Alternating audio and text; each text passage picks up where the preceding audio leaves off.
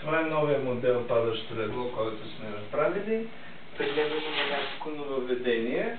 Закритие на амортисьорите с кожух.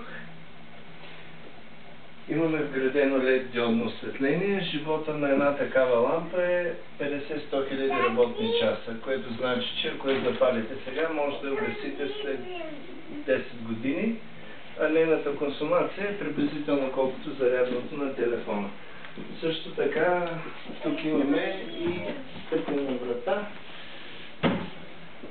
и при влизане от вратата заоблена секция, за да не пречи на движението. Новото при това легло е, че ротиращия крак е направен с алуминиева конзола и от този момент нататък всички такива крака ще бъдат с висококачествен плътгащ лагер, така че няма да се виждат никакви планки и фугата е много прибрана. Тук се усвоява пространството над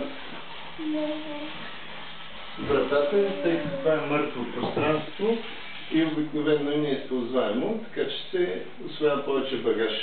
Също така, чекмедже под падащото легло за допълнителен багаж.